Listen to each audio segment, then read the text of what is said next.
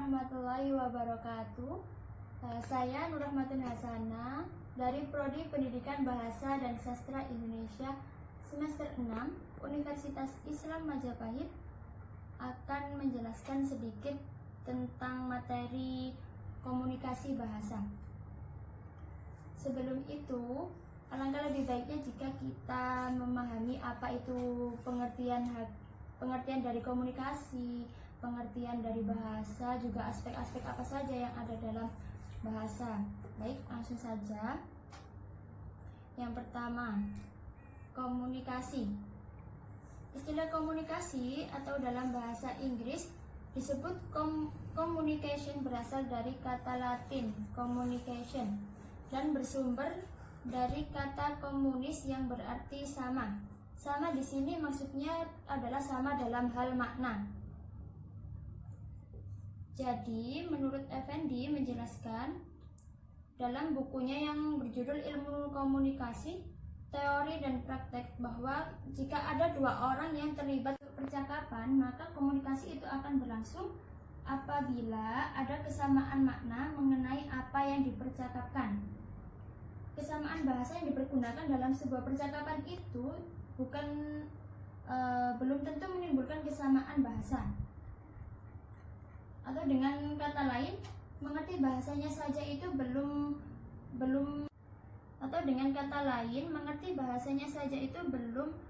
tentu mengerti makna yang terkandung dalam bahasa itu. Bisa dikatakan percakapan kedua orang tadi bisa dikatakan komunikatif apabila kedua-duanya itu selain mengerti bahasanya juga harus mengerti makna yang terkandung dalam apa yang dicakapkan tersebut. Dan yang kedua, bahasa. Bahasa adalah alat komunikasi antar anggota masyarakat yang berupa lambang bunyi yang dihasilkan oleh alat ucap manusia. Menurut Joko Kenjono dalam Hair 2003 halaman 30, bahasa merupakan sistem lambang bunyi yang arbitrer yang digunakan oleh anggota kelompok sosial untuk bekerja sama, berkomunikasi, mengidentifikasikan diri. Bahasa tidak dapat dipisahkan dari masyarakat, dapat dipisahkan dari kehidupan manusia. Hal ini sejalan dengan pendapat Damayanti yang menyatakan bahwa manusia adalah makhluk sosial yang bergantung pada bahasa sebagai sarana untuk berinteraksi, sebagai sarana untuk berkomunikasi dengan masyarakat yang lain, serta berguna untuk mempertahankan keberadaannya di dalam masyarakat. Bahasa dapat dikaji dari dua aspek. Yang pertama, aspek hakikat dan juga fungsi. Aspek pertama yaitu hakikat bahasa. Hakikat bahasa bisa dikaji oleh ahli-ahli linguistik. Secara garis besar, bahasa adalah suatu sistem pengisyaratan yang terdiri dari unsur-unsur isyarat dan hubungan antar unsur-unsur itu. Aspek kedua dari pengkajian bahasa adalah fungsinya. Fungsi pergaulan sesama manusia. Komunikasilah yang memungkinkan terjadinya suatu sistem sosial atau masyarakat. Tanpa komunikasi tidak ada masyarakat. Masyarakat atau sistem sosial bergantung pada komunikasi kebahasaan. Tanpa bahasa tidak ada sistem kemasyarakatan manusia. Jadi kesimpulannya, bahasa ialah alat untuk berkomunikasi baik secara lisan maupun tulis yang digunakan manusia untuk menyatakan atau mengungkapkan gagasannya, mengungkapkan idenya, dan juga perasaannya. Dan yang ketiga, komunikasi bahasa.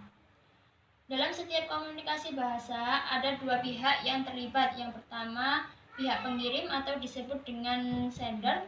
Pihak kedua yaitu penerima pesan atau istilah lainnya disebut receiver. Ada dua macam komunikasi bahasa, yaitu yang pertama komunikasi satu arah dan yang kedua komunikasi dua arah. Komunikasi satu arah, si pengirim tetap sebagai pengirim, si penerima tetap sebagai penerima. Contoh dari komunikasi satu arah ini yaitu misalnya khutbah di masjid, di gereja, atau pengumuman-pengumuman. Dan yang kedua, komunikasi dua arah. Komunikasi dua arah itu si penerima bisa menjadi pengirim, begitupun sebaliknya, pengirim bisa menjadi penerima. Komunikasi dua arah ini contohnya adalah rapat, perundingan, musyawarah, dan sebagainya.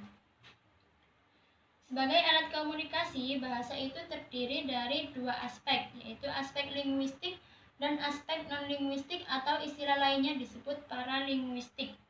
Kedua aspek ini saling bekerja sama dalam membangun komunikasi bahasa. Aspek linguistik mencakup tataran fonologis, morfologis, juga semantik, sintaksis maksudnya. Ketiga tataran ini mendukung terbentuknya yang akan disampaikan, yaitu semantik, yang di dalamnya berisi makna, gagasan, ide, dan juga konsep. Aspek paralinguistik mencakup satu, kualitas ujaran, yaitu pada ujaran seseorang. Yang kedua, unsur suprasegmental, ketiga jarak dan gerak-gerik tubuh, dan yang keempat, rabaan. Komunikasi bahasa atau komunikasi yang menggunakan bahasa sebagai alatnya mempunyai beberapa kelebihan dibandingkan bahasa-bahasa komunikasi lain, termasuk bahasa komunikasi hewan. Komunikasi dengan gerak isyarat tangan yang diperuntukkan untuk orang bisu dan tuli, dan juga komunikasi membaca gerak bibir yang diperuntukkan juga untuk orang yang bisu tuli, tidak dapat digunakan dalam keadaan kegelapan, karena komunikasi itu hanya mengandalkan penglihatan saja. Sedangkan komunikasi bahasa masih dapat digunakan dalam keadaan gelap sekalipun. Malah dengan bantuan alat-alat modern dewasa ini, sistem komunikasi bahasa telah dapat menembus jarak dan waktu. Sekian dari saya, semoga apa yang saya sampaikan tadi bisa bermanfaat untuk kalian. Kurang lebihnya mohon maaf. Wassalamualaikum warahmatullahi wabarakatuh.